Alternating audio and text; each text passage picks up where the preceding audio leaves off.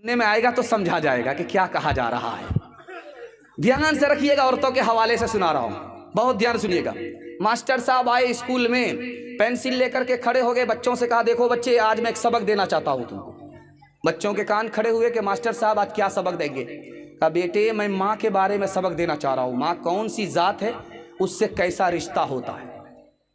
हर बच्चे के कान खड़े हो गए। एक बच्चा पीछे पेपर पढ़ रहा है, उस्ताद ने डंडा लिया, लगाया 2-4 डंडा, कमीना कहीं का, माँ के बारे में मैं बताने के लिए जा रहा हूँ। सब कान खोल करके सुन रहे हैं, तू पेपर पढ़ा। का हुजूर मैं आपके डंडे का बुरा नहीं मानूंगा, आज ही का पेपर है, ताज़ा खबर है कि एक माँ 4 बच्चे को सोता हुआ छोड़कर अपने यार के साथ फरार हो गई।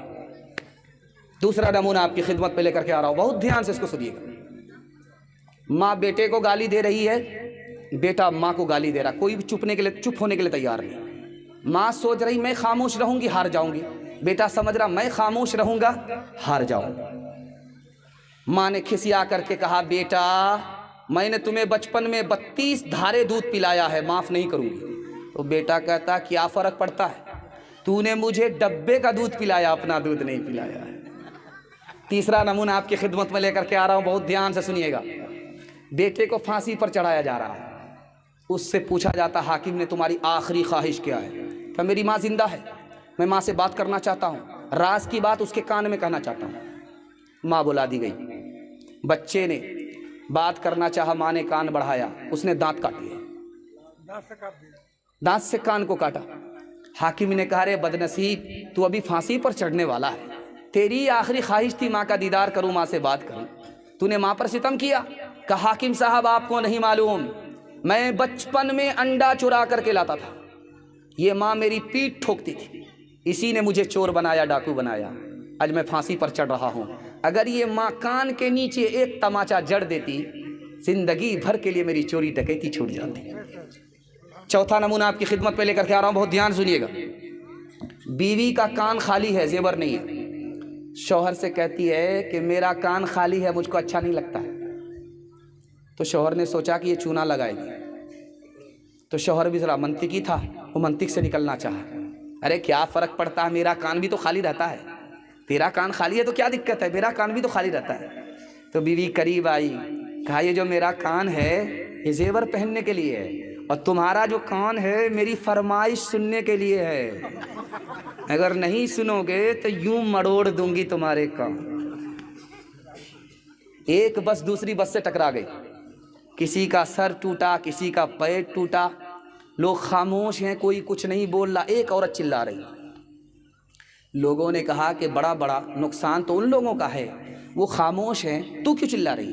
कहा मेरी उंगली कट गई। कहा तुम्हारा तो छोटा नुकसान है, बड़ा नुकसान तो उन लोगों का है, तू आसमान ज़मीन एक क्यों कर रही है। कहा मेरा बहुत भारी नुकसान हुआ है, मेरी वो उंगली कट गई है जिससे मैं अपने शौहर को नचाया करती थी। ज़रा ध्यान रखिएगा, चौथा नमूना आपकी खिदमत में लेकर के आ रहा हूँ, ध्यान से सुनिएगा। ये पिंडाल है औरतों का, ये पिंडाल है मर्द का।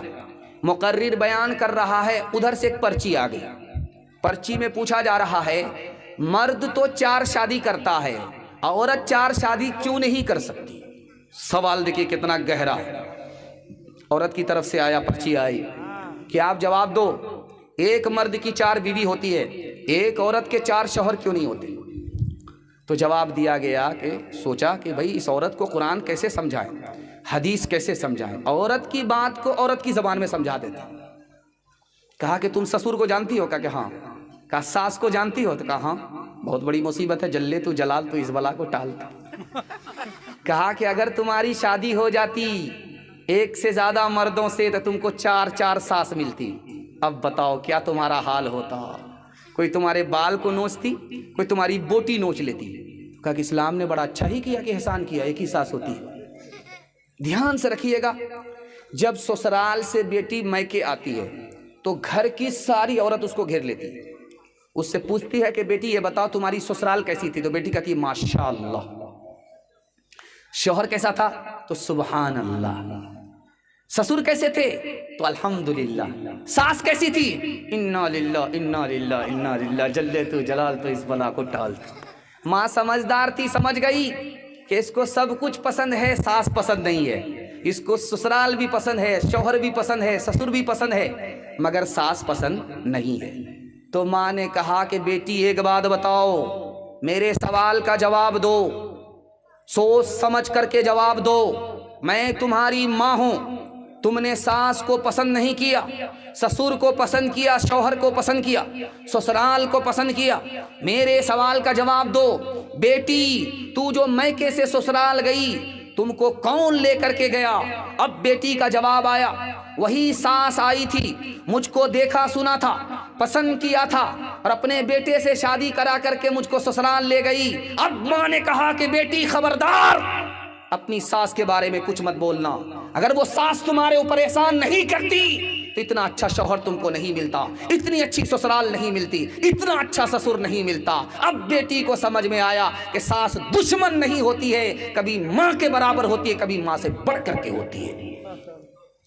حضرت فاطمہ کی طرح عمر بھر ایسا کردار ہو تیرا سسرال میں، حضرت فاطمہ کی طرح عمر بھر ایسا کردار ہو تیرا سسرال میں، حضرت فاطمہ کی طرح عمر بھر ایسا کردار ہو تیرا سسرال میں، ساس تیری زمانے سے کہتی پھرے، ساس تیری زمانے سے کہتی پھرے، کچھ نہیں چاہیے بس بہو ساس ہو، اے بہن زندگی میں تو رہنا جہاں، گھر کو رکھنا بنا کر کہ جنت نما، اے بہن زندگی میں تو رہنا